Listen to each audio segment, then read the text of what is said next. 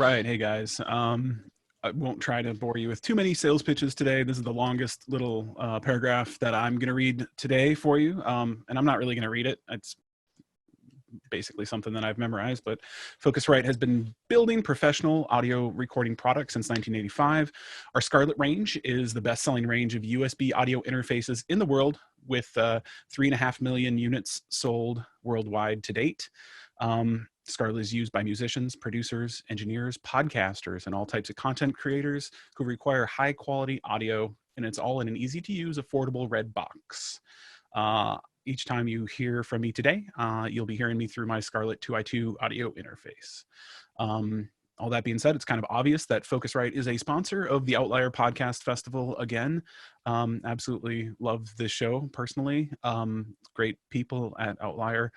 But now you're going to be hearing from someone that I truly admire in the podcasting space and as a human overall.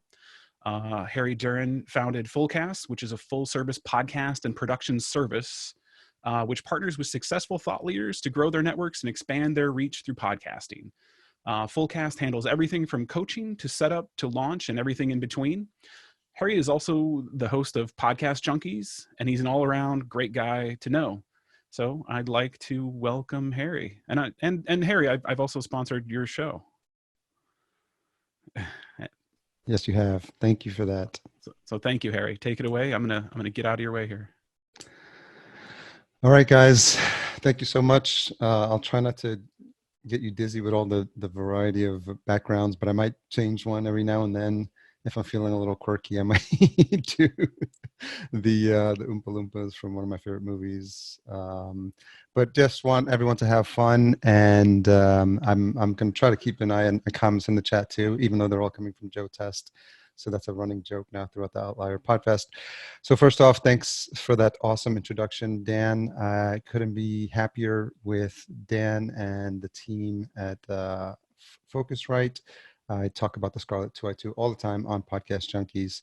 So I'll be sharing a deck I'll be going through in a couple of seconds, but I also want to thank Ever and Ariel for organizing Outlier.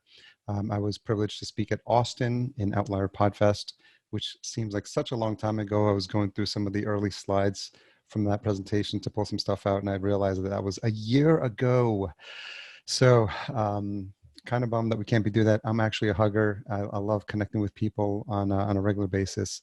So I imagine a lot of you, if you're coming here, if you're the hardcore folks who are attending, that you want to hug your fellow podcaster soon. So we can do that. We're going to be able to do that. We're going to have to just virtually hug.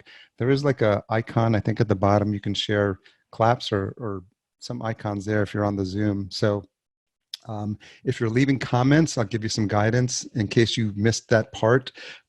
Everyone who's attending, all the folks in attending is listed as Joe Test. So when you make a comment, put in your name. Your first name is fine, so we can get more engagement. We want to make this really interactive as much as possible to the extent we can. You know, obviously, I love the feeding off the energy of people at Outlier. Which is why it holds such a special place in my heart. But Kaveh, do like Kaveh and actually put in how your name is pronounced as well. So so just make it fun. Let's have a good time, and I'll share some stuff here, and then we'll get going. And then if you have questions, we'll definitely have time for that. So let me know if you can see that desktop. If you can, just give me a yes or a high five or some random emoji. Thank you so much. So this is going to be making the most of your marketing with automation and repurposing. So there's going to be some slides and a combination of shared stuff on the screen as well. Because again, I like to show you what I'm doing. I am totally a automation, networking tools geek. I love finding things that work that make my podcasting experience so much richer. So there might be some of you who have no idea who the heck I am, so I thought it'd be helpful. What I can do here, if you don't realize in Zoom, I'm going to go ahead and change my name. So I'm going to change my name to Podcast Junkies there so you can see that. So I am Harry Duran. I'm the host of Podcast Junkie since 2014, conversations with amazing podcasters from around the podosphere. In case it's not clear, I've said that over 200 and something times over the course of the show. Photo credit to Natalie Jennings, my partner, who takes amazing photos and did so at the last Outlier. So I get bonus points for giving her a shout out. Fullcast is my company. I'm going to be going really fast through these slides. I know we've got a lot of time allotted, but I've got a lot of slides. So if I'm talking really fast, just think of it as a podcast that you're listening to at 1.5x. So I can't really talk much slower. So you're just going to have to listen faster. So just by show of people in the comments, how many of you listen to podcasts at higher than 1x?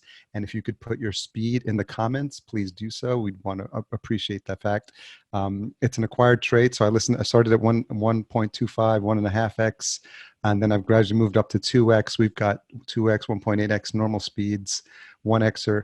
And I think it's, you get acclimated. People think that when you're speaking fast on a podcast, it's like the chipmunks. You can talk really fast and really high, but it's really not the case. What happens is your pitch goes really fast. So it's the same pitch, but you're talking faster. So it's something to get used to. And just in this spirit of automation, being faster, being more efficient, I found that listening to podcasts that depending on the type of content at 1.5x. Also, you get bonus points if you recognize any of the slides. I'm actually 49 years old. I'm a child of the 80s, so I'm going to use a lot of 80s references and a lot of 80s slides. In case you missed it, bonus points if you can tell me where that photo and where that robot is from, in line with automation. This slide used to This slide used to be on my wall at home. It's from Maxell. Nice. Beastie Boys. Got it. Perfect. We'll have to give away some prizes at the end for those who get the most guesses right. This is Maxell for cassette tapes. They had a great ad campaign where they would like blow you away by the quality of their sound. Godzilla. This is what I believe. I believe everyone has a unique voice that needs to be heard by your intended audience, but I don't want you to wait probably over 20 years like I did. I used to watch movies like this, and I'll let you comment again in the comments if you recognize the movies. And my father would bring us down. He would just, some of you may have heard this at the previous Outlier, but I think the context is relevant. Lost Boys, nice, Jacob. So my father would bring us down. This is not an actual photo, so I'm not that old, but he would have us listen to inspirational tapes, Dale Carnegie, Think and Grow Rich. I believe some of them may have been on vinyl. Some of them may have been cassette tapes. I didn't really pay attention as much as I should have. I'm probably like that little boy in the middle who's just staring off into space. But his voice was telling me like to go to college and to end up at a prestigious university like Harvard. I actually did not end up graduating college, and I've actually made it to the Harvard campus, and that was when I was at Syracuse University, and it was a road trip, but it's a long story. Good Will Hunting, that wasn't even a movie reference. Nice job. I got a job in corporate 9 to 5 and ended up in one of these. I know for some of you on the phone, on the phone, that's how I'm dating myself. For some of you on the Zoom, I don't know if it's actually Office Space, but I love that everyone's just playing along actively.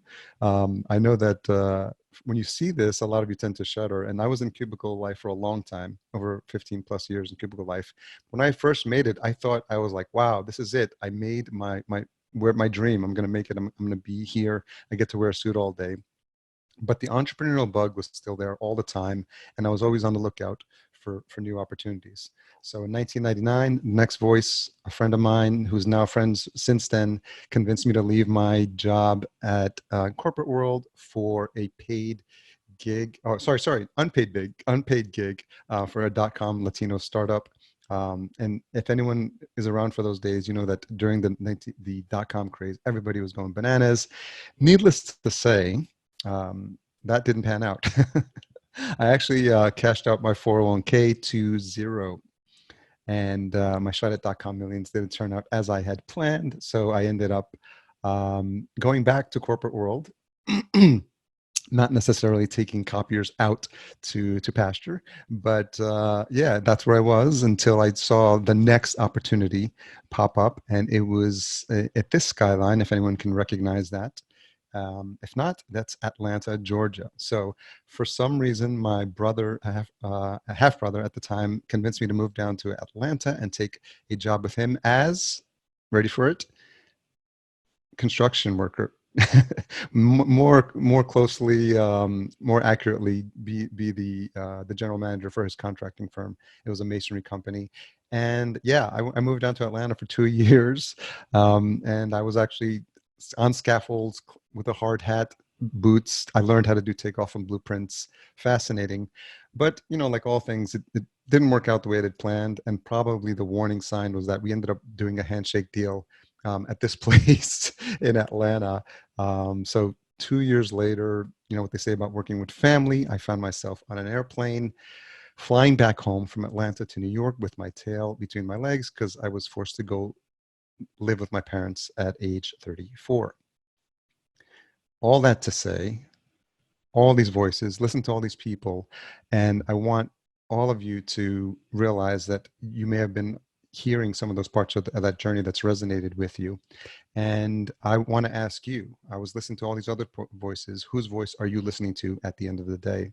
Like I decided rather than try to ride other people's coattails or figure out how someone was going to be successful and I was going to be like their number 2 or 3 person, it's something that I'd been doing all my life, listening to the advice of other people.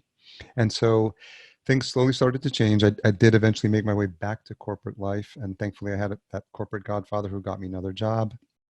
But it wasn't soon after when I had created a mobile app called Know Your DJ that I ended up in Las Vegas in 2014 at New Media Expo and started seeing people like Amy Porterfield and Pat Flynn speak at the conference. And I shifted gears and I started Podcast Junkies, and it's been a fun, wild ride. This is one of the first pictures. I would make t-shirts. So from a marketing perspective, thinking outside the box, I knew I was nobody in the podcasting world. So I started making t-shirts and I picked just bright colors. I got the idea from Michael O'Neill, awesome guest of the Solopreneur Hour. And I started making t-shirts, and I'd make them, out of my own budget and my own pocket. And they're just a great conversation starter, to the point where people started asking me, hey, where can I get a t-shirt? Where can I get a t-shirt? And so as much as possible, and as the budget allows, I try to get the t-shirts made. I'll make sure to bring them to the next Outlier podcasting conference. And a cool thing happens when you're at these conferences. You get to hang out with the likes, not hang out necessarily, just take a photo with the likes of Mark Maron and Alex Bloomberg. They tried to make Startup into a TV show. Didn't end up that well. Really not that good of a show. So after doing all that podcasting, I started my company Fullcast. And now that's what we've been doing since 2015, launching podcasts for a wide range of people, business owners, working with the likes of K-Swiss, and a lot of folks doing really interesting stuff in the podcasting space. I couldn't be happier with where that journey has taken me, and so happy to be here and sharing that story with you. And hopefully in some way it inspires you that if you really continue to follow what you're passionate about, good things will happen, and you just have to be consistent with it. So that being said, I'm going to take a sip of water.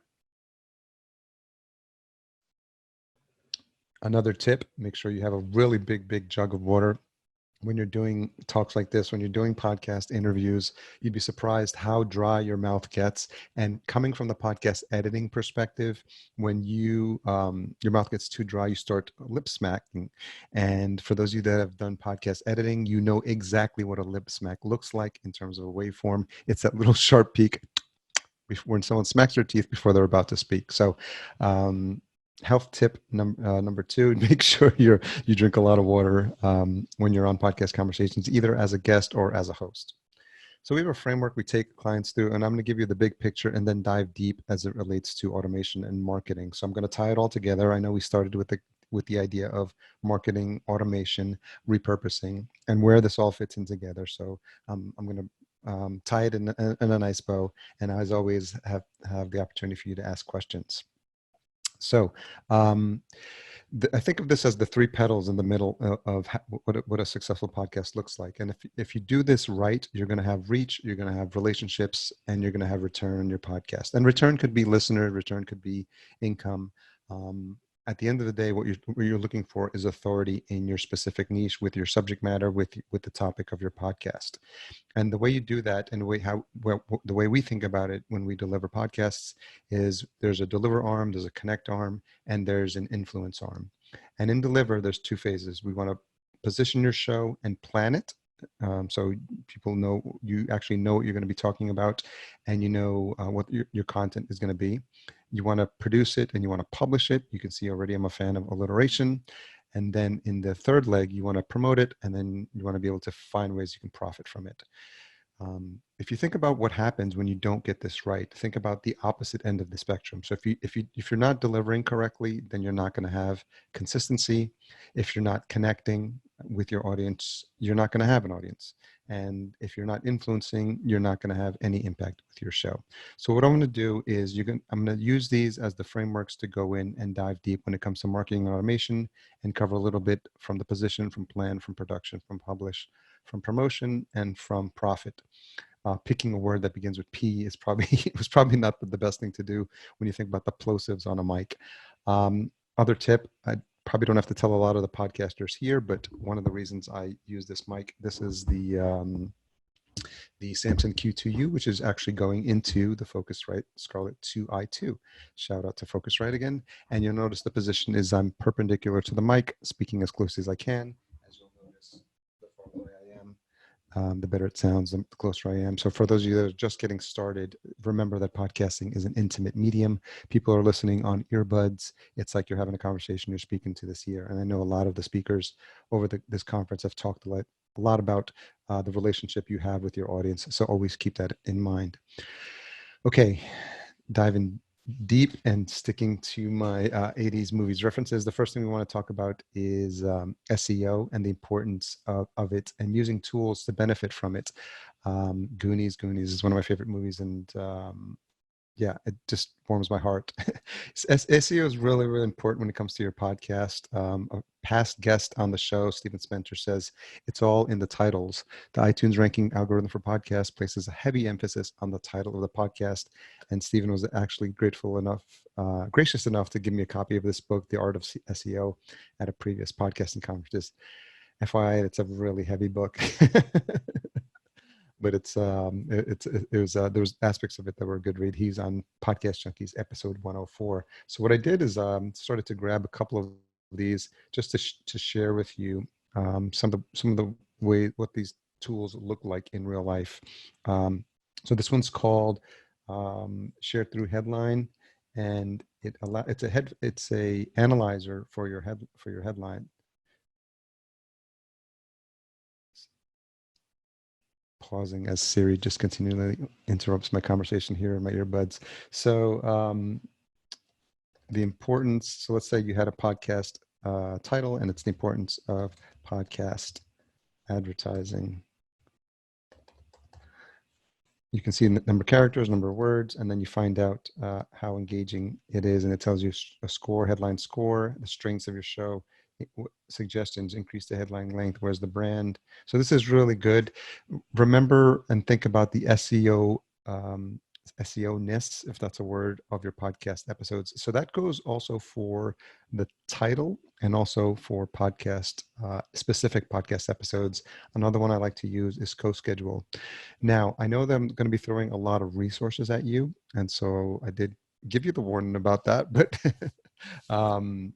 the other thing I'm going to share with you is another tool that I'm a fan of, and I'm going to pull this up here real quick. So I'm going to give you a sneak peek of this.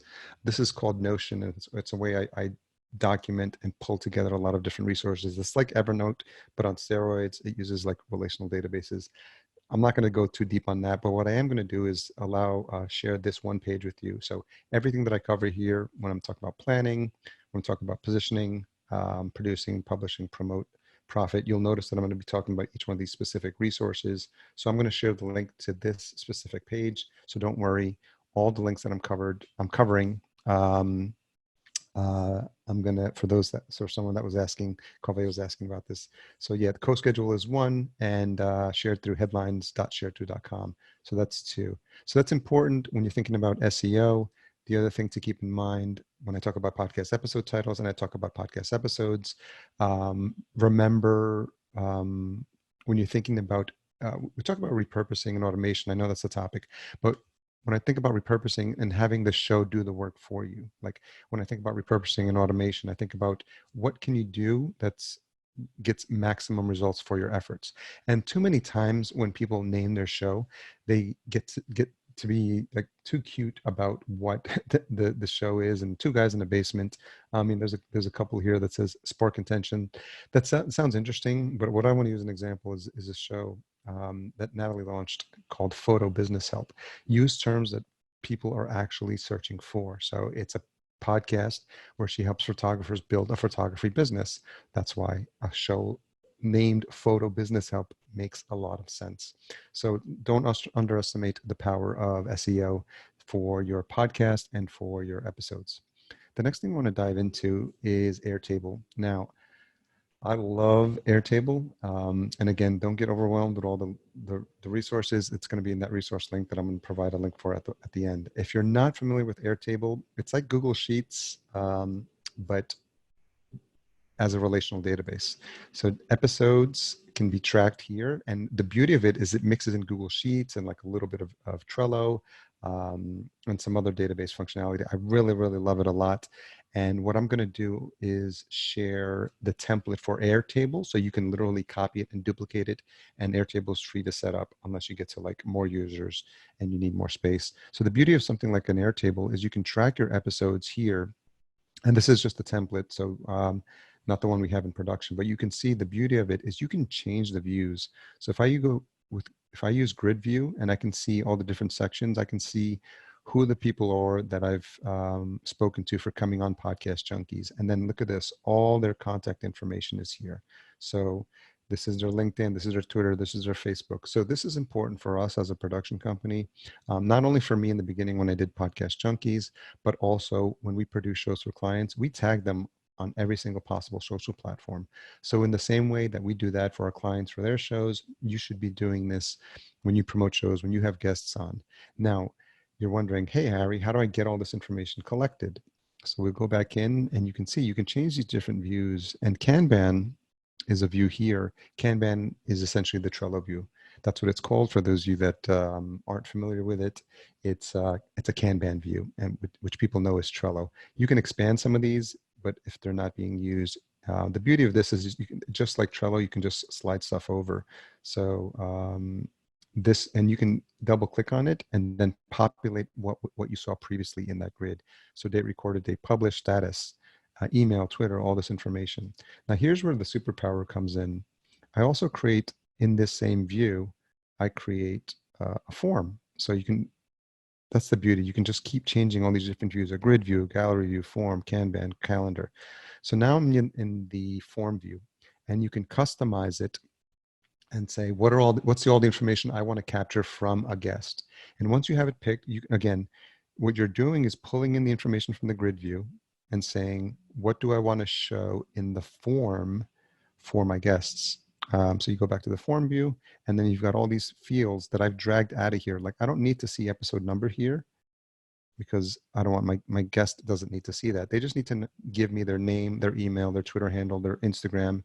And again, be as super descriptive as here. I'm asking for the full URL. I don't want just the handle. I want their Facebook profile. I want a headshot and any notes. I ask here, is there any upcoming event or book that you want me to mention during the interview? As a podcast host, you want people to, you want to guide your guest in a way where you're providing the context about what it is you're talking about. So even if they have a book to publish, you never want your guest to feel like, well, I got to hawk my book. I got to mention it. If Harry doesn't mention it, I got to be like, oh, by the way, I got a book. As the host, it's your responsibility to make your guests look as good as possible. I have a mantra. I call it, treat your guests like gold. And so do everything again to make your guests shine and put them in a positive light. So that's why I create this table. Now, what you're going to share with them, you're going to click on this share link. Sorry, not the open form link. And this is the URL that you're going to create. So it's going to be, hey, this is how you're going to collect the information. Now the magic happens when they fill it out. It shows up here. In the guests, you go back to Kanban view or status view.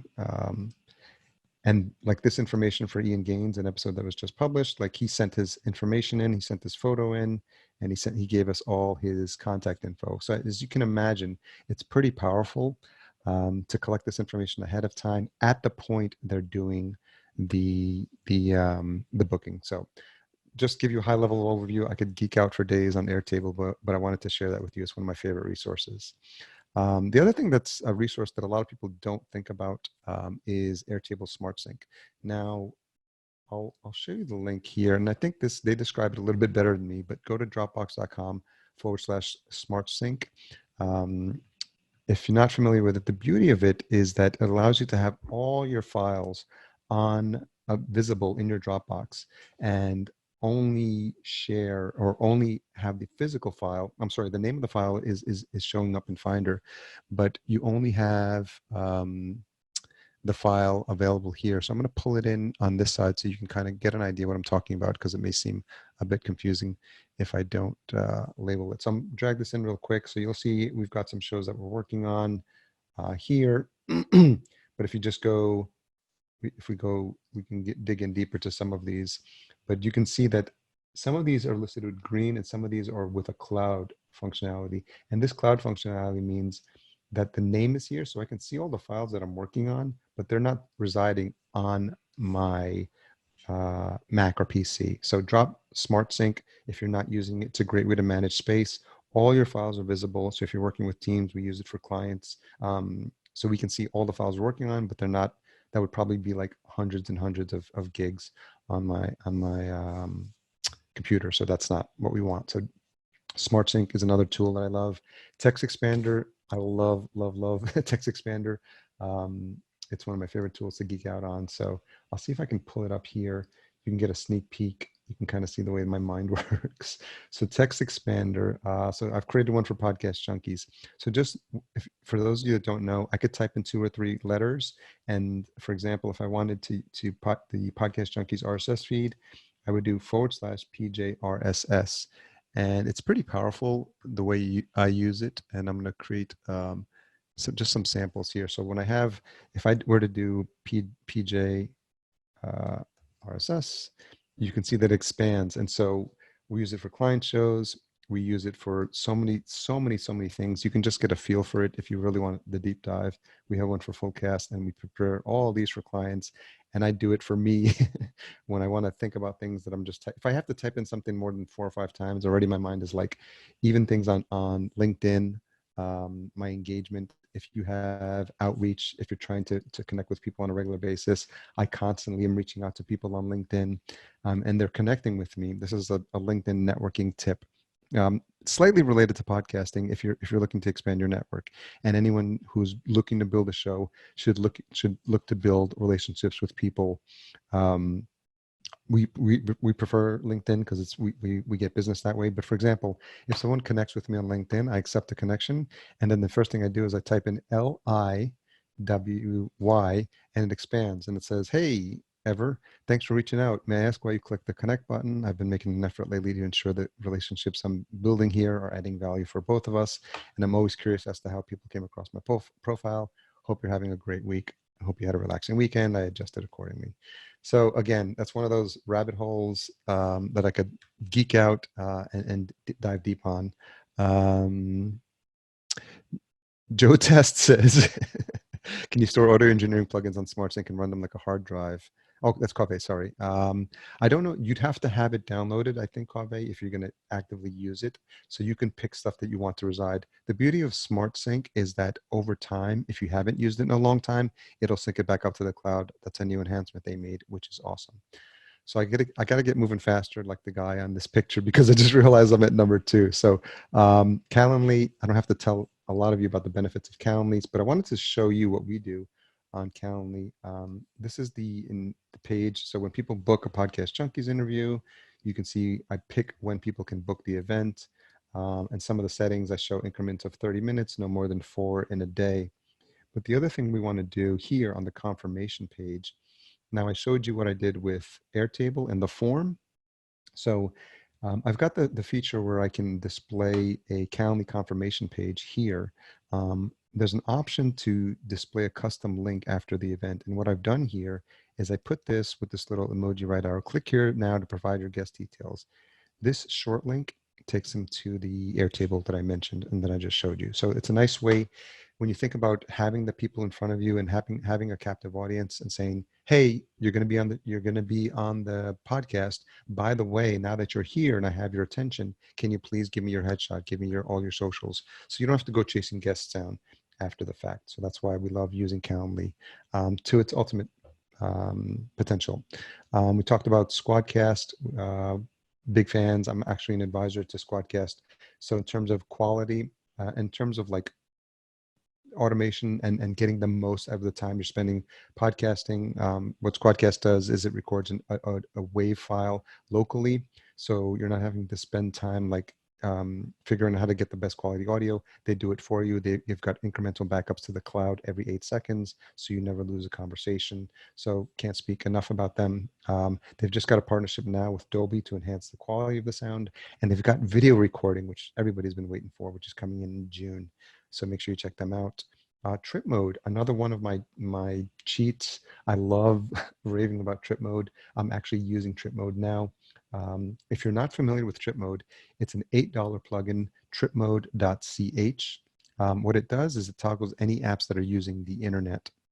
So again, just from workflow, how to be more efficient with your time.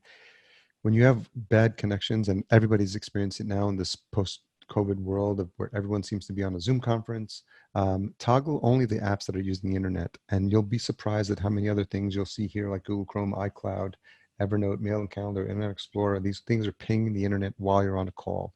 So in order for me to make sure I get the best quality of signal, right now I have Zoom checked off and I have Google Chrome checked off, and that's it.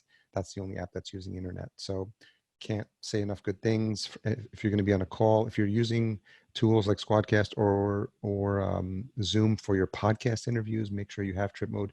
Make sure your guest has trip mode. Maybe even gift it to them. I'm sure they'd appreciate it for future calls. When it comes to produce, that's one of my favorite bands, Justice. And so that falls into the production category. I love Zapier.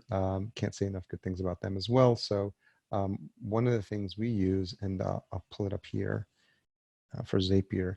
Zapier is a tool that connects other apps. And so what it does is it allows us to connect all their apps together. So if you can think about any cloud-based app, Zapier connects them all together. So one of the things we do is, for example, show notes. If we have a new file appear in Dropbox, we can add a filter. And I said, I only want files that match, that have an RTF extension, because when our show notes writer writes show notes, he puts them as an RTF extension and he puts it in a specific file in our Dropbox. So we can say, look, go to this folder and then look in that final edits folder and look for that RTF file.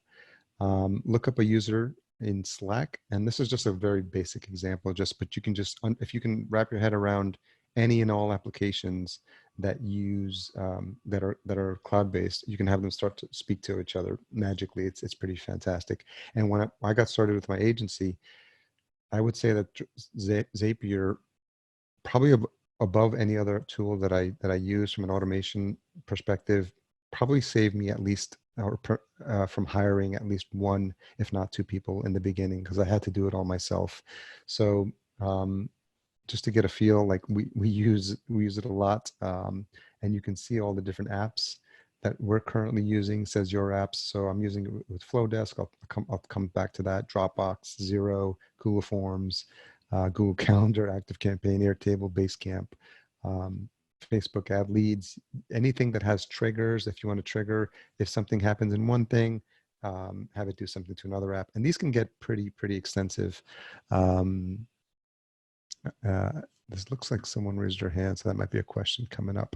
But definitely feel free to ask it. I don't know where the questions would be, but if you want to just shout it out. Cove says, how long did it take you to master Zapier? It's one of those things that probably would take, like with the really complicated skills. What's the saying? It takes, you can learn it in a couple of days, but it takes a lifetime to master. So just do the very basics when you're getting started, and just automate one step of one process. And once you get to see the power of what you can do, then you can start geeking out and saying, like, I wonder if these two apps could talk together. Like, for example, when we onboard a client, just to see how crazy these things can get, They changed the interface now, so sometimes it gets a little funky. But just so you can see here, there's one of these. Oh, this one. So that we have a form when we onboard clients in Google Sheets. We use a tool called Process Kit for SOPs. So this is 17 steps. So basically creates a new process in Process Kit. We used to use Trello, but we're going to move away from that. We send a Gmail. We create folders in Dropbox. We send another email to the production team. We ping folks in Slack. Oh, here it is. We do create the record in Airtable. We modify some of the text as well, so you can tweak some of the text. We update Zero, our accounting system, and update Contacts, our contact database. So it gets pretty crazy in terms of what you do, but definitely a big fan of Zapier. Auphonic, I've talked about this previously before, auphonic.com. Master your audio, they give you 2 hours free. Highly, highly recommend if you're just getting started with your editing. Run it through Auphonic. They do such a great job. You can buy by credits or you can buy one-time credits, which is what we do for our productions. In terms of like up-leveling, doing more with less, repurposing, like getting the most out of you as a solo podcaster when you're first getting started. Can't say enough good things about George and what he's built with Auphonic. So publish, we're in 4, so I think we're good with time. Yeah, we talk about leveraging your hosting account. So this is just an example for Simplecast. We use Simplecast for a lot of our shows, and Recast is an audiogram feature that's built into Simplecast. So you don't have to use an outside tool. You can use Recast. I know that also, if you're not familiar with it, headliner.app, fantastic application. And they've actually synced with a lot of the other hosting companies. So if you're not using Simplecast, Libsyn has now added them. You can start creating audiograms within your show. Because what you want to do, if you think, again, this concept of repurposing your content, and getting the most out of your episodes. It's really powerful to think of audio as the place where you start, and then being creative out of all the different ways you can take an audio podcast and put it on a variety of different mediums. We recently launched a show. I've got another screen here, so I can pull that up here. I'll pull that in here. I just want to pull, just to show you another example of an audiogram that we did here. This is for a show we launched called Vertical Farming Podcast, which was another rabbit hole I ended up down. We actually launched this show from scratch. So this is me hosting this show. And we got a sponsor prior to launching any episodes who paid for the first 13 episodes of season 1, IGS, which is Intelligent Growth Solutions. The concept there, just really quickly, is go into an industry deep dive. I've read Peter Diamandis' book Abundance. There was a chapter on vertical farming, totally geeked out on it. And I started interviewing CEOs in the vertical farming niche, created a whole nother web presence, new LinkedIn page, new Twitter page, new Instagram accounts, everything around vertical farming. And you can see already this account has that specific account already has got 172 followers. I started tweeting before I started publishing content and just slowly built that up over time. I wanted to show you the links we're doing here, but this is one of the headliner audiograms that we created. I'm really a big fan now of actually leveraging the captions. So if you think about the life of a tweet, if it's just text, people are just going to blow by it. If it has a graphic, that'll stop people.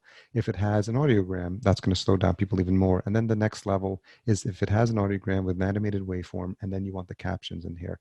And headliner.app does a fantastic job of doing this.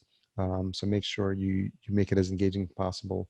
I love using universal subscription links. So this is a link to Chartable's service called, and this is the short link. They're doing some interesting things with tracking destinations and where people are clicking from. You can actually put in your tracking pixel. If you're not familiar with it, head on over to chartable.com. And so for a universal link, I'm a big fan of using Chartable. Some of the other tools we do when we build show notes for clients, we use a tool called WP Nav. It allows people to see what you're doing, what was the previous post and what was the next post. Again, you're maximizing the time people are spending on a post and saying, oh, by the way, I didn't know like your last conversation with someone named Susie Buttress about bird watching. Susie's a great fan of the show, by the way. So I look for every opportunity to give her a shout out. We use the embedded player. We would now use Simplecast as the player here. And then we do timestamps in our show notes. Always provide as many locations and destinations for people to go.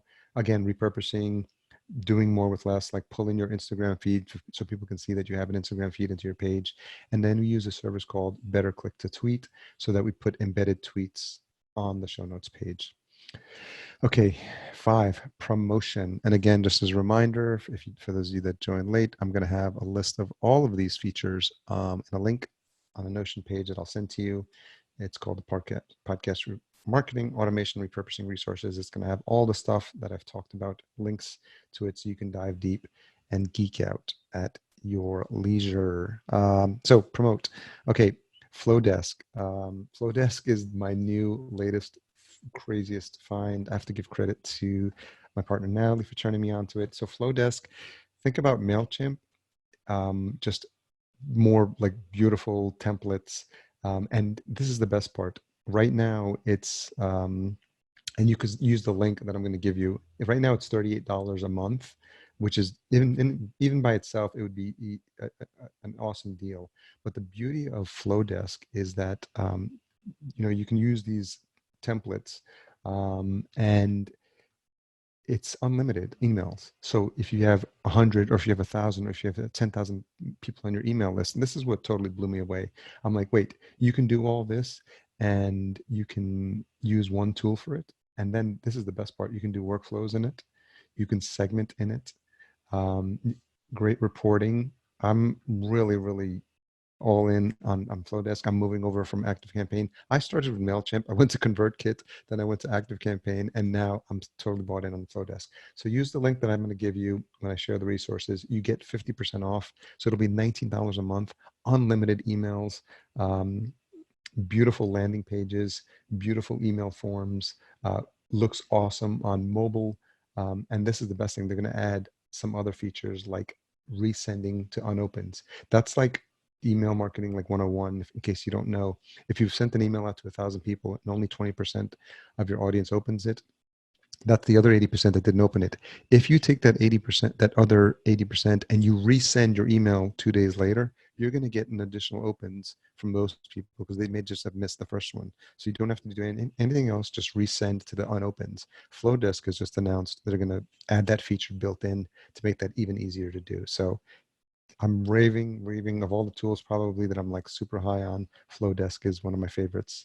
Can't say enough good things about it. Pretty Links, I've talked about this a lot, and I'll have links to all that. But Pretty Links essentially allows you to create exactly what it says, Pretty Links. I'm a big fan of making links that really keep you on brand. So rather than send someone to apple.com/ridiculously long URL, send them to podcastjunkies.com/iTunes. I have to update this slide. It should probably say / can I change this? I can right here, right? I should probably do it. This is what happens. I'm going to just do this on the fly. See, you can tell it's not a recording. It's me actually doing it. Okay. I should change this to Apple. Edit link. See, I'm going to be ready here. Be more efficient with my time. Change that to Apple. Yeah, that looks better. Okay. So yeah, just use Pretty Links whenever you can so that you can redirect people. And then if people say, what's your Facebook page? What's your Instagram page? You can do facebook.com/podcastjunkies. Oh, yeah. Oh, no, this should say podcastjunkies.com again /Facebook and podcastjunkies.com /Instagram. So typo there. But again, the beauty of it is it allows you to do that.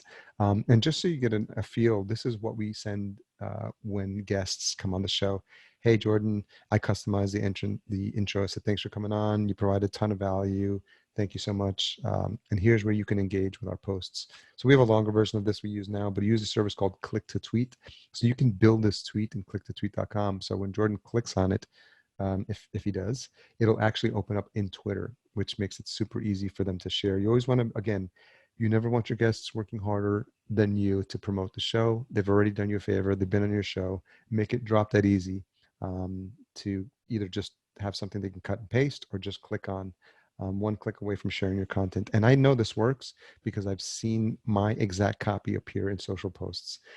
Mignon Fogarty of Grammar Girl, she kicked off season 2. She was episode 101. I sent her this layout, and she's like, "Oh my God, Harry, this is so awesome! I teach a program at University of Reno on podcasting, and I'm now going to start teaching this, incorporate this into my curriculum, and show students best practices for how to engage with your guests," which I was honored to hear. That's super awesome. Another way to keep engagement with your guests is a service called Rate This Podcast. Huge fan of Rate This Podcast. They allow you to create a URL at ratethispodcast.com/podcast junkies. And the beauty of it is you can actually see it, because let's do that, because we're going to keep making this interactive. So ratethispodcast.com, podcast junkies. So what happens is they guide people through, look, if you want rate podcast junkies on Apple Podcasts, iTunes, or Podchaser or Stitcher, this is how you do it. You click on that. And this is what I would always want to do if I had the time to build on my own page. And so they've actually created a service that just is one less thing for me to worry about. Again, solo podcasters, you're trying to do more with less, like leverage a service like Rate This Podcast and send people there. And then just the next pro tip is, when people leave you ratings and reviews, read them, please read them on your podcast. Hey, Ever from Austin says, "Hey, Harry, great podcast. I'm dating myself again with this reference, but when I would call to the radio station and request Duran, they'd be like, Harry Duran, requesting Duran. Kind of strange. But anyway, when you hear your name, that has that same effect. And so make it easy for them to rate and review. And if they do, call them out on the show. So yeah, I had the pages here anyway. So again, leverage all the power, the syndication power, the ability to be found on other platforms. Simplecast makes this real easy. They give you instructions for all the different destinations. Make sure you're using that. Same thing with Libsyn. They let you repurpose it and syndicate it to other sites. Libsyn has a feature called Rockin' Podcast. Again, if you're a Libsyn customer, there's no reason you shouldn't be submitting your show to be a Rockin' Libsyn podcast. Elsie's always looking for content. Leverage bigger platforms and bigger stages whenever you can. I did it early on with my show, Submitted Podcast Junkies, and it was read out. I talked about Plink HQ, to create universal URLs. So for example, if you go to Plink HQ, and then you look up the show, let's look up Podcast Junkies, find podcast links for free. Shout out to Erica Mandy, past Podcast Junkies guest as well. She's awesome.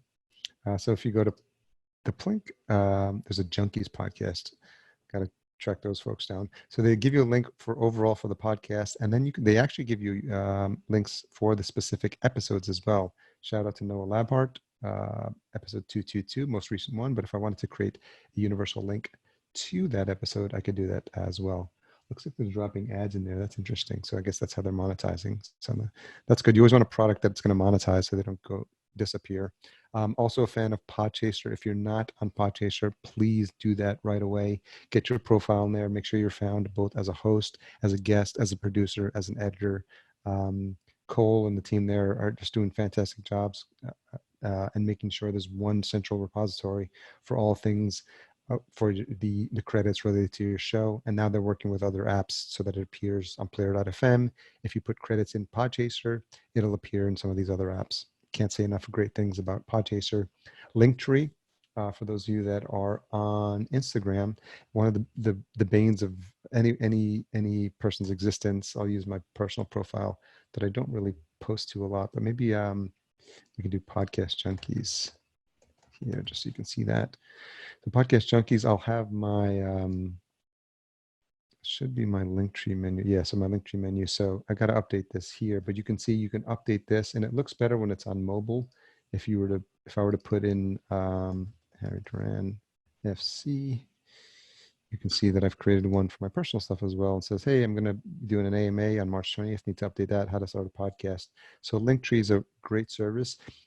Links in Instagram are not clickable. So you want to leverage the fact that this is a service that lets you create not only clickable link, but a whole menu of stuff related to your podcast. Again, in the interest of repurposing, create a Facebook group just for your show. You're welcome to join Podcast Junkies. And then we create a group for our business folks called Podcasting for Thought Leaders. Those are both on Facebook. In the home stretch, one last sip of water.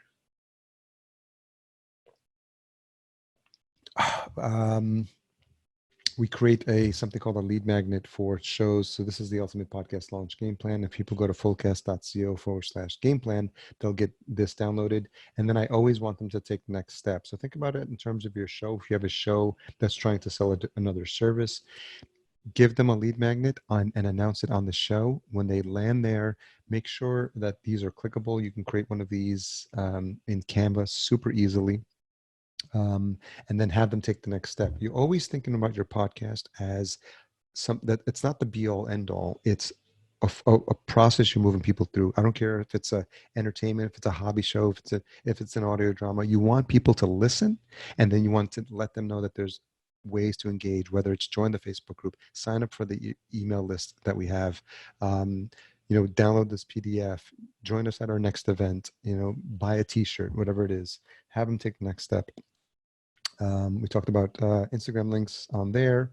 And just really quickly regarding LinkedIn, we use it a lot from a business perspective, but what a lot of podcasters don't know is you can create a company page for your podcast. So make sure you do that. Go to LinkedIn, create a company page specifically for your podcast, and it's just one more platform you can use to repurpose and reshare your content. We're testing out, for those of you that are building a community, also we're testing out a new service called Chat Silo. So essentially what you can do is create pre-filled conversations, and you can tag people in your Facebook Messenger and engage with them. So people who have huge Facebook messages and are inundated with how to respond, this is an interesting tool. We just found out about it last week, so it's fresh off the press, hot off the presses. So we're going to be testing that Chat Silo. And again, if you go to fullcast.co/outlier 2020, then all the resources I fire hosed at you on this presentation are going to be available to you. fullcast.co/outlier 2020. There is no link. You can sign up for the newsletter at the end of it if you're interested, but it's a direct link to that resource. And with that, I'll invite Ever and/or Ariel to join me back on, and we can see if there's any questions. Very well done. A lot of information. Yeah, we will definitely have to send this out to everybody that's listening. Everybody's going to be listening after as well. I know you were answering a few questions that were coming up. There's one in the Q&A box. I don't know if you see it. I'll read it to you. Yeah. Is there an app that shows the number of downloads and rankings of every podcast? Yeah, that's a common question. And I think the short answer is no. And so you have to be really creative of how you, you're welcome, Katie. You have to be really creative of how you pull these stats together. One of the ways we think about it is that we get the download numbers from your host, right? So you're going to get it from Simplecast, for example. And then if you want the specifics, you'll have to go into the actual podcast. So for the Apple ecosystem, it's going to be podcastconnect.apple.com. Now, remember, that's only going to give you the stats for everything that's in the iOS ecosystem, so Mac OS or iOS. So it'll show you how long people listened to a specific episode and where they dropped off. Google just added the same resource. I think it's Podcast. Someone will have to keep me honest on here, but there's a resource for that Google has just launched, I think like last week or 2 weeks ago. So it's the same thing for anything within the Apple ecosystem, the Google ecosystem. You sort of have to piece it together, but there is no one be all end all. But what a lot of the podcast manager thinks, and what a lot of the folks are doing is that you have to piece it together from the different resources if you want to deep dive and get the insights, which I encourage every podcaster to do if you really, really are serious about understanding where your audience is coming from. We have a couple more minutes, but another question. I'm new to podcasting. Does your company help with all the aspects of marketing and promoting a podcast? Yes. That's probably Joe Test that asked that, but yeah, if you, you can just send me an email, whoever that was, or ask that question. I'll put my email in there. Just email me, Harry@fullcast.co. That's what we do. Fullcast. We assume clients are starting from zero, so we handle everything from name, description, cover art, voiceovers, intro, outro, music, who do the whole launch, the whole production, editing, mastering, show notes, transcriptions, and then we do all the marketing, so graphics, and we log into clients' accounts and post it on all their social media platforms on their behalf. Looks like it was Michelle Castelli that asked that question, so I'm assuming. Yeah, Michelle, feel free to send me an email, harry@fullcast.co. Would love to have a chat, see how we could support you. And then Christine says, amazing, so many resources. We'll definitely sign up for the newsletter. Thanks, Christine. Definitely. Yeah, I mean, take a look at that. I'll continue to update this if there's stuff that I mentioned that are not on here. Notion is this cool little tool that I use. It very quickly allows you to like whip up content for people to share. So would love people's feedback on that. But again, thank you, Ever. Thank you, Ariel, again for the opportunity. I'm a huge supporter of the community, and I'm grateful. Thank you, Harry, for the opportunity to speak on your stage. You're the best. Thank you so much. All right. Let's do it again in 2021.